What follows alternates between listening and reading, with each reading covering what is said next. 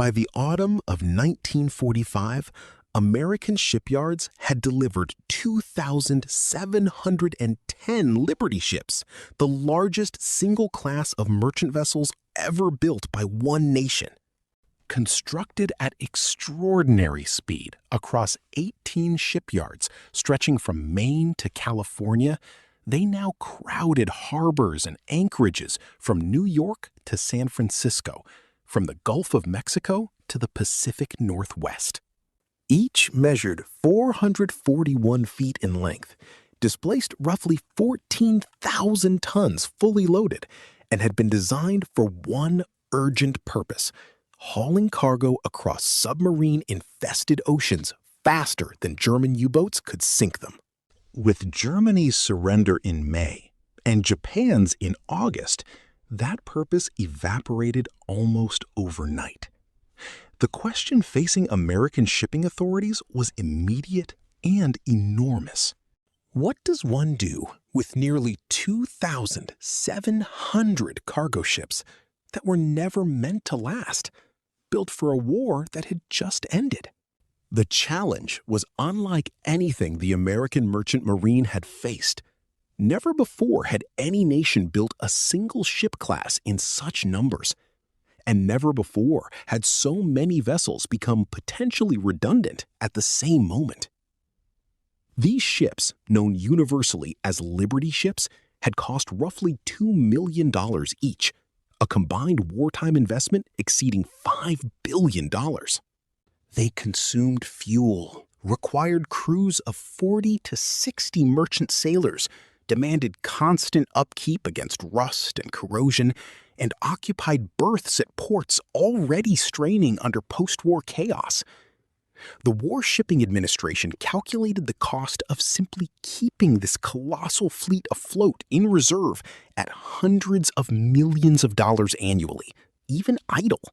With wartime contracts canceled and Congress eager to shrink spending, keeping every Liberty ship active was neither necessary nor affordable. Yet these were not obsolete vessels. Most were less than 3 years old. Many so new, their steel had barely developed the rust streaks that would later become their signature. The Liberty Ship program had been America's improvised answer to a transportation crisis that threatened the outcome of the war itself. In 1941, with Britain's merchant fleet sinking faster than it could be replaced, American planners realized that victory in the Atlantic depended less on convoy battles than on simple arithmetic. Could the United States build cargo ships faster than U-boats could sink them? The design was deliberately unglamorous. Based on a British tramp steamer blueprint, the Liberty ship used welded construction instead of riveting, letting prefabricated sections be assembled at speeds never seen in shipbuilding. Roosevelt himself reportedly called them ugly ducklings, a nickname that stuck even as the ships proved indispensable. The results were staggering. American shipyards delivered Liberty ships faster than any cargo vessel type in history, some going from keel laying to launch in under 5 days, with the SS Robert E. Peary famously assembled in just over 4.5 days as a publicity stunt, as a publicity flight. By war's end, these humble ships had carried millions of tons of troops, tanks, ammunition, and fuel across both oceans, sustaining campaigns from North Africa to Normandy to the Pacific. Their abundance had won the war of logistics. Their abundance also made most of them disposable the moment the war ended. The Maritime Commission would have to decide which Liberty ships deserved continued service, which would be mothballed, and which would simply be sold off, a decision that would shape global shipping for the next 3 decades. The situation in late 1945 presented American maritime administrators with pressures unlike anything the Navy faced with its warships. On one hand, the entire world needed cargo capacity. Europe lay devastated, its merchant fleets decimated by years of submarine warfare and bombing. Reconstruction would require millions of tons of shipping to move grain, coal, and machinery across an ocean so recently a killing ground. On the other hand, the American merchant marine was being rapidly demobilized. Wartime crews returning home, and shipping companies uncertain whether peacetime trade could sustain anywhere near the wartime fleet's capacity. Congress, eager to balance post-war budgets, looked at the idle fleet and saw an asset that could become cash. The Maritime Commission faced an immediate decision. Which Liberty ships would remain under American flag for commercial trade? Which would enter long-term layup in reserve? And which would be sold, scrapped, or transferred to nations whose own fleets had been annihilated by war? The Liberty ship fleet itself, despite its outward uniformity, included real variation depending on the yard of construction and intended cargo configuration. Most were standard cargo vessels with 5 holds, but several hundred were completed as tankers, colliers, or specialized variants, including aircraft transports and hospital ships.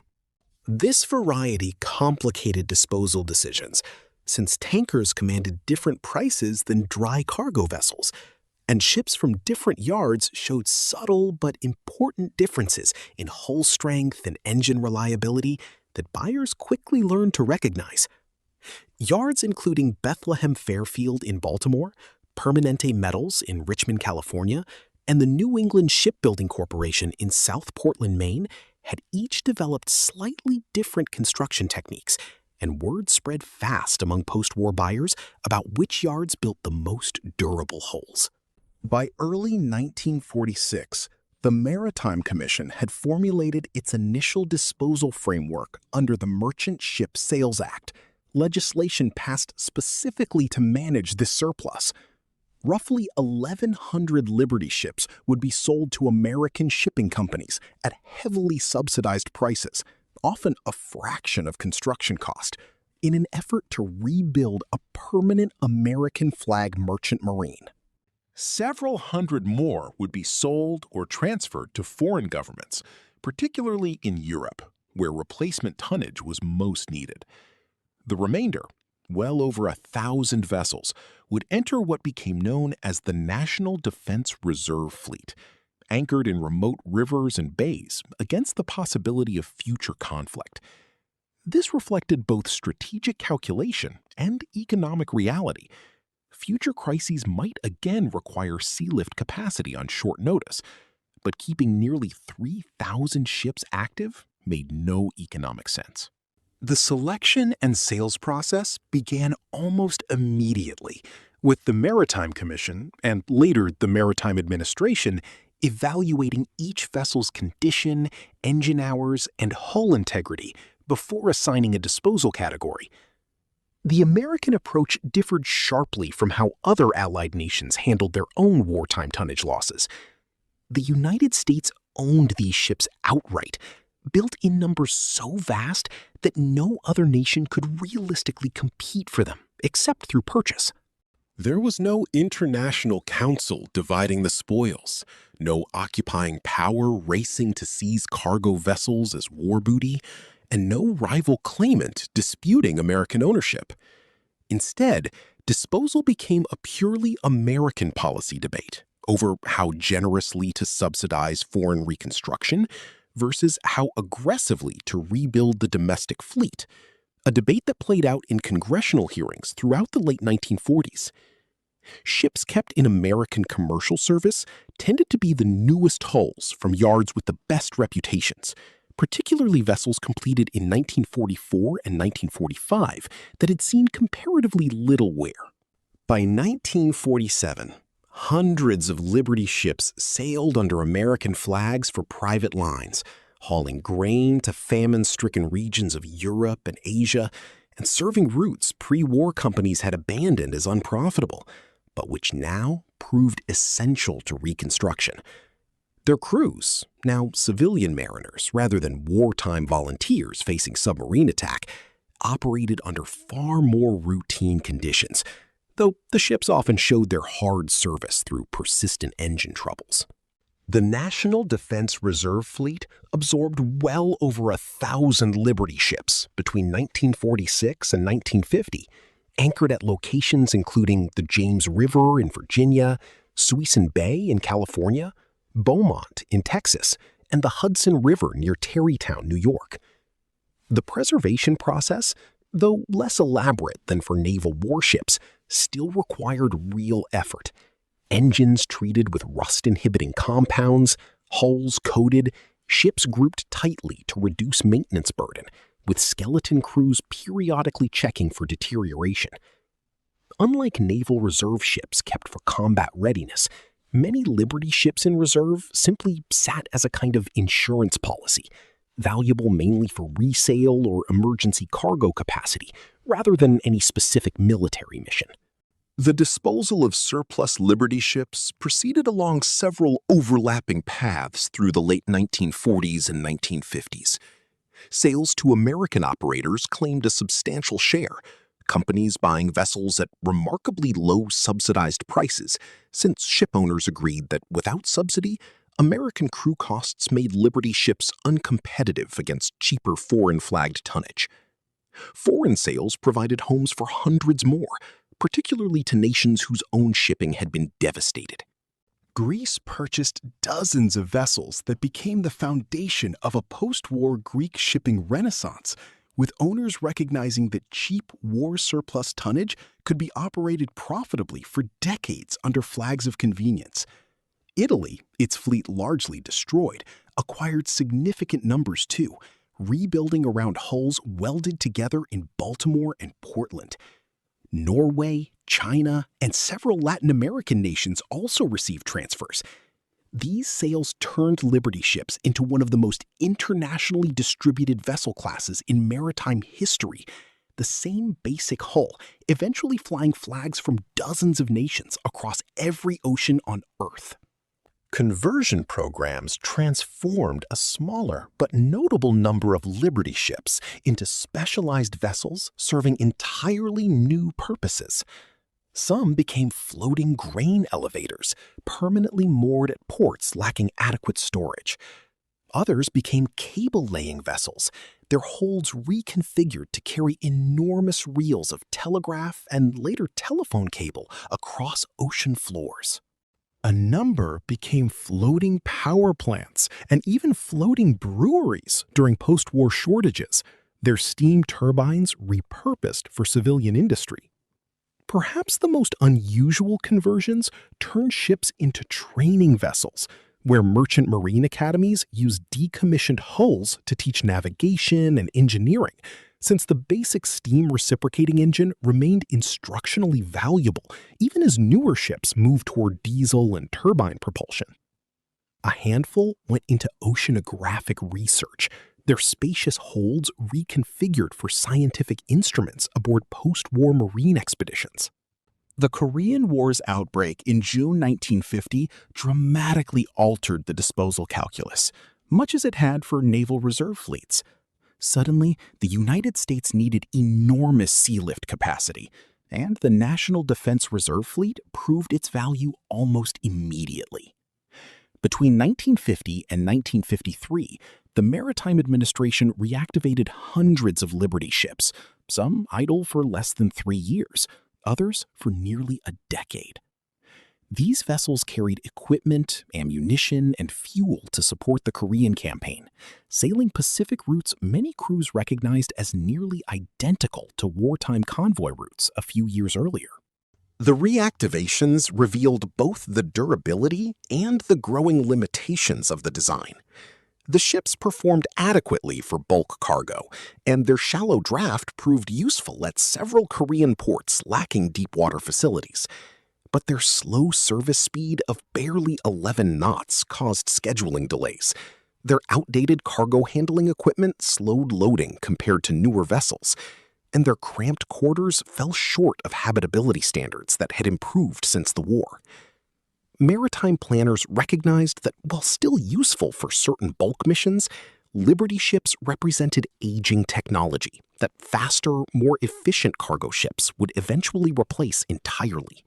The years following the Korean War saw continued attrition through scrapping, foreign sales, and steady obsolescence. Throughout the 1950s, as the shipping industry embraced larger, faster, diesel-powered vessels carrying more cargo with smaller crews, the basic Liberty ship design fell further behind. Insurance rates on aging hulls climbed as surveyors documented hull cracking, a problem that had plagued the design since wartime, when several Liberty ships had famously suffered catastrophic brittle fracture failures in cold North Atlantic waters, splitting nearly in half due to flaws in the welded steel construction wartime urgency had never fully resolved.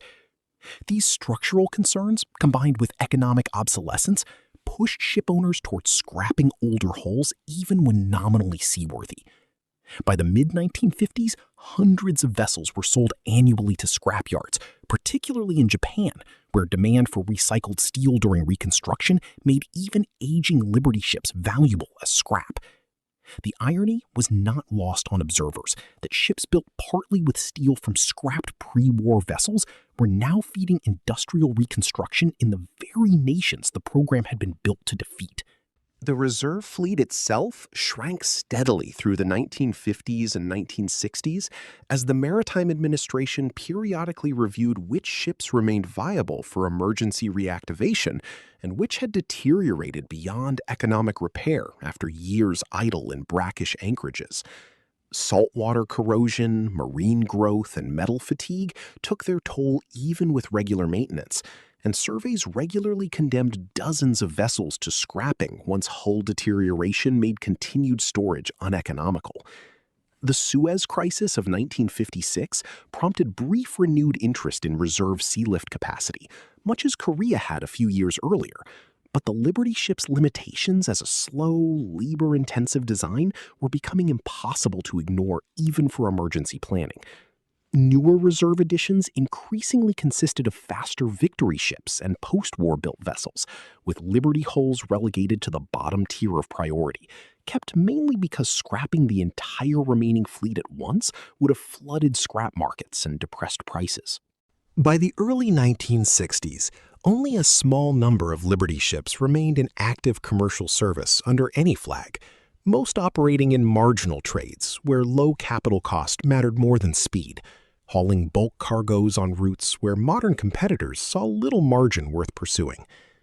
Greek and other foreign owners operated Liberty hulls longer than American owners typically did, since lower operating costs and less stringent inspection in some registries kept aging vessels marginally profitable years after they would have been retired under American flag.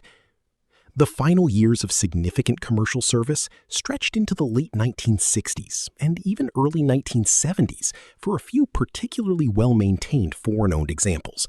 By then, curiosities kept running through the stubborn persistence of small operators rather than genuine economic logic. The reserve fleet anchorages, meanwhile, continued the slow process of disposal, the federal government periodically authorizing bulk sales of dozens of ships to scrap dealers as Cold War planning concluded the Liberty ship hull no longer represented meaningful sealift value. Preservation of Liberty ships for museum display proved even more limited than their numbers and significance might suggest, a pattern strikingly similar to the destroyer escort fleet built in the very same shipyards during the very same years. Of 2,710 vessels originally constructed, only 2 survive today. The SS Jeremiah O'Brien, built in 1943 at the New England Shipbuilding Corporation, is preserved in San Francisco and remains operational, periodically sailing under her own power, a rare distinction among historic vessels of any type. The SS John W. Brown, built the same year, is preserved in Baltimore, the very city where so many Liberty ships had been constructed at the Bethlehem Fairfield yards, and likewise occasionally runs excursion voyages.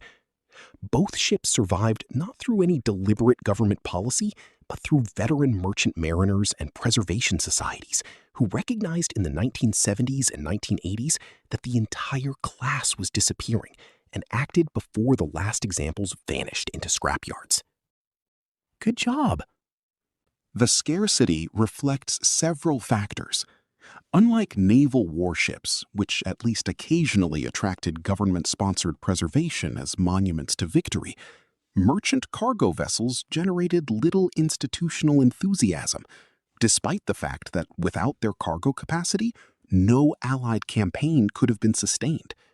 They were workhorses of logistics rather than symbols of combat glory, valued for utility rather than celebrated for heroism, even though the men who sailed them faced genuine danger from submarine attack throughout the war. Their plain, unglamorous appearance made them unappealing as museum candidates compared to warships bristling with guns. And by the time preservation consciousness emerged among maritime historians in the 1960s and 1970s, most of the fleet had already been scrapped, sold abroad, or lost to slow attrition in reserve anchorages. The technological and organizational legacy of the Liberty Ship program nonetheless influenced shipbuilding for decades after the last hull was scrapped. The welded prefabrication techniques born of wartime urgency proved that merchant ships could be mass-produced using assembly line principles previously associated only with automobiles and aircraft, a lesson that shaped post-war shipbuilding worldwide, particularly in Japan, where builders studied American wartime methods while rebuilding their own devastated industry into what became the world's dominant commercial shipbuilding sector by the 1960s. The standardization of hull design and equipment across thousands of nearly identical vessels demonstrated the value of commonality in maritime logistics, a lesson that influenced later containerized shipping philosophy, even though containerization itself would eventually render the Liberty ship's break-bulk cargo configuration obsolete. The hard lessons learned from wartime hull fractures drove real advances in welding metallurgy and structural engineering that benefited not just later merchant ships, but bridge construction and other welded steel infrastructure, since architects and metallurgists studied the failures intensively to understand how future welded structures could avoid similar catastrophic fractures. The operational experience gained by tens of thousands of American merchant mariners who served aboard Liberty ships, often facing genuine mortal danger from U-boat attack with far less protection and recognition than naval counterparts, created a body of practical seamanship knowledge that shaped merchant marine training for a generation afterward. The program also demonstrated, much like its naval destroyer escort counterpart, the practical challenges of maintaining enormous reserve fleets over long periods. The government's experience mothballing thousands of cargo vessels, reactivating them during emergencies, and ultimately disposing of most through gradual attrition rather than any single coordinated decision, influenced later strategic sea lift planning, including the eventual development of purpose-built reserve fleet vessels rather than relying on wartime emergency hulls. The successful Korean War reactivations validated the basic reserve fleet concept, even as the gradual deterioration of ships left in storage for a decade or more highlighted the genuine limits of indefinite preservation, lessons that shaped reserve fleet management well into the Cold War. The story of America's Liberty ships reveals, with perhaps even greater clarity than the destroyer escort program built alongside them, how quickly wartime industrial triumph can transform into peacetime burden, and then into historical footnote within a single working lifetime. In 1943, these ships represented the cutting edge of mass production logistics and had quite literally helped win the Battle of the Atlantic through overwhelming numbers. By 1960, most surviving examples were considered slow and marginally profitable at best, kept running mainly by operators with no better alternative. By 1975, virtually all had vanished from active service anywhere in the world, scrapped, sunk, or abandoned to rust in forgotten anchorages. The rapidity of this transition reflects both the genuine pace of post-war technological change in shipping, particularly the shift toward diesel power and eventually containerization, and the relentless economic pressure of maintaining vast quantities of specialized equipment built for an emergency that, fortunately, never recurred on the same scale.